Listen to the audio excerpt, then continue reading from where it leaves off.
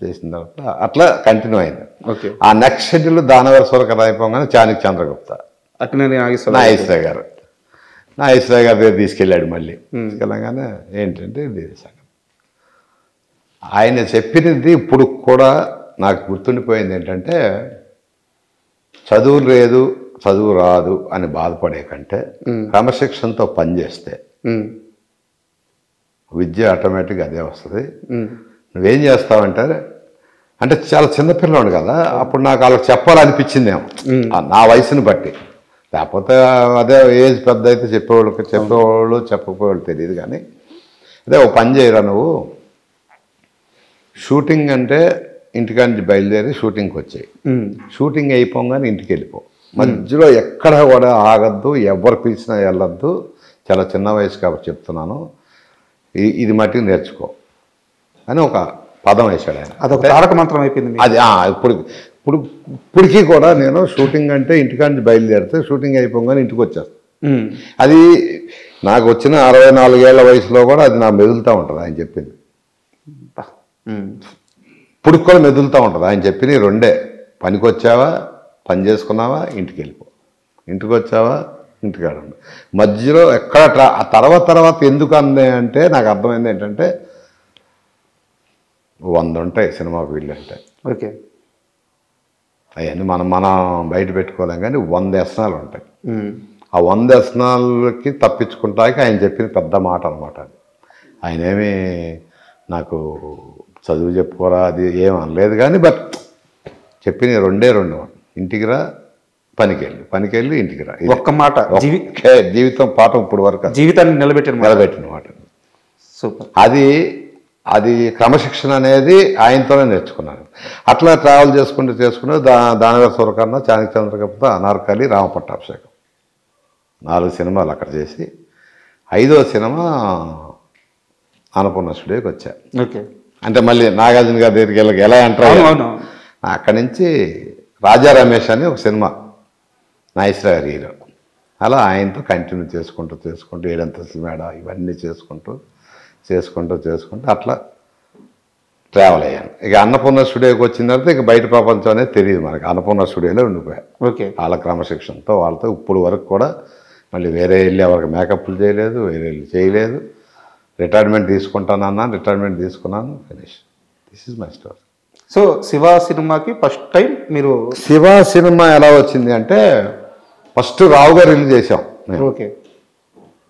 రావు గారి ఇల్లు చేస్తున్నాం, అది కూడా వెంకట్ గారిది అషస్ క్రియేషన్. అప్పుడు అషస్ క్రియేషన్ అన్నపూర్ణ స్టూడియోస్ తరణి గారు డైరెక్టర్.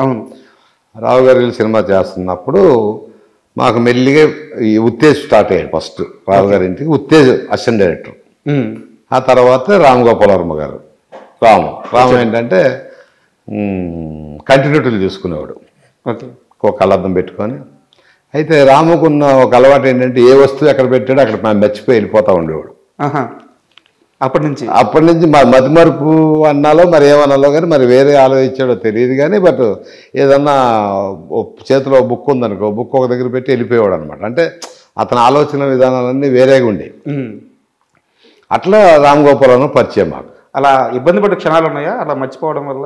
మర్చిపోవడం అంటే ఇక్కడ ఒక చిన్న ఇది ఉండేది, నాకున్న దీనికైతే వేరే అయితే మాట అనేసేవాళ్ళం. కానీ ఇక్కడ ఏంటంటే మా సౌండ్ ఇంజనీర్ రాజుగారు అబ్బాయి. ఓకే. మాకు అన్నపూర్ణ స్టూడియోలో సౌండ్ ఇంజనీర్ గారు ఉండేవాళ్ళు కదా, ఆయన అబ్బాయి కదా, అతని మీద ప్రేమతో ఇతను బాగా చూసుకునేవాళ్ళం. వాస్తవాన్ని చెప్పాలంటే అది వేరే వాళ్ళు అనుకుంటే అది వేరేగా ఉండేది.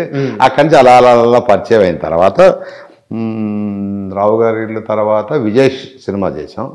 విజయ్ సినిమా తర్వాత ఒకసారి అన్నపూర్ణ స్టూడియోలో వెంకట్ గారు పిలిచి శివ సినిమా చేస్తున్నాం,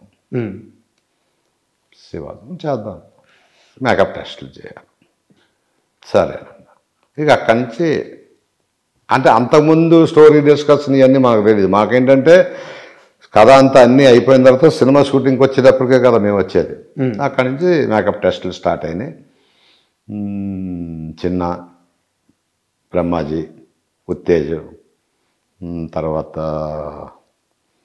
శుభలాక్ సుధాకర్. అంటే శుభలాక్ సుధాకర్కి అప్పటికే యాక్ట్ చేశాడు అనుకోండి. ఆ బ్యాచ్ ఉంది కదా, ఈ బ్యాచ్ అంతా రావటం మొదలు పెట్టారు. మేమేంటంటే అంతకుముందు సినిమాల్లో చూసేవాళ్ళం, అంటే యాక్ట్ చేసిన వాళ్ళకే మేకప్ లైట్ ఉండేది. వీళ్ళంతా కొత్త మొహాలు చూస్తే కొంతమంది రౌడీలాగా ఉన్నారు, కొంతమంది ఉన్నారు జీన్స్ అంటున్నాడు, ప్యాంట్ అంటున్నాడు. నాకేం అర్థమయ్యేది కాదు. కాస్ట్యూమ్స్ చూస్తేనే బట్టలు బాగానే ఉన్నాయిగా వచ్చాయని వేసుకున్న బట్టలతోనే ఏంద్రా ఇది అనుకున్నాను. మేకప్లు వేసి అవి చేసుకుని మొత్తానికి శివ సినిమా స్టార్ట్ అయిన తర్వాత ఫస్ట్ ఎక్కడ చేసామంటే అన్నపూర్ణ స్టూడియోలో ట్రయల్ లేదా మొత్తానికి ఎవరినో పెట్టి ముందు ట్రయల్ ఏది చేసుకున్నారు, చూసుకున్నారు. ఇంత అయింది. అయిన తర్వాత ఫస్ట్ అక్కడ సికింద్రాబాద్ సీసా స్కూల్ ఉంది సార్.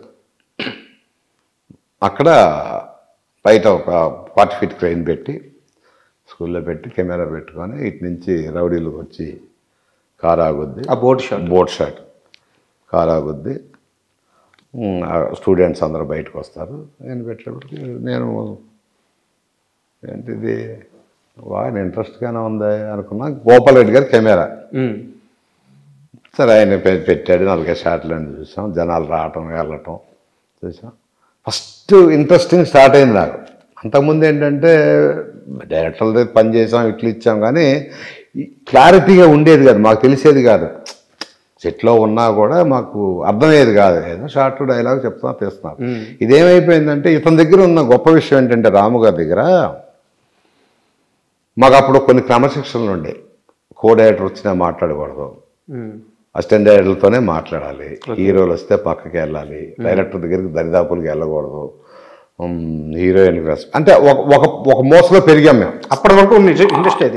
ఇప్పుడు ఏమైపోయిందంటే ఈయన వచ్చిన తర్వాత, రాము గారు వచ్చిన తర్వాత పిలవటం, బుధమే చేయటం, నాకు ఇలా కావాలి చంద్ర, నాకు ఇలా కావాలి అంటే మనలో ఒక టెక్నీషియన్ కలిసిపోయాడు. డైరెక్టర్ లాగా మాకు అనిపించాల. ఆ షాట్ పెట్టేటప్పటికి ఇంట్రెస్ట్ అనిపించింది. ఫస్ట్ షాట్ అది.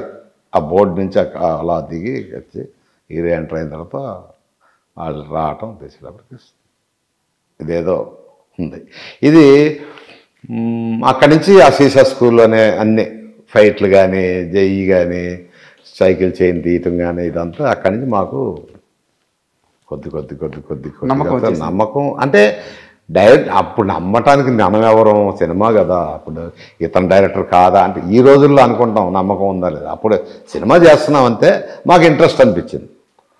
నమ్మకం లేదు అనేది అంత పెద్దోళ్ళం కాదు కదా, సినిమా డైరెక్షన్ చేస్తాడా లేదా అనేది మనకి అంత కాదు. బట్ ఇంట్రెస్టింగ్ ఉంది.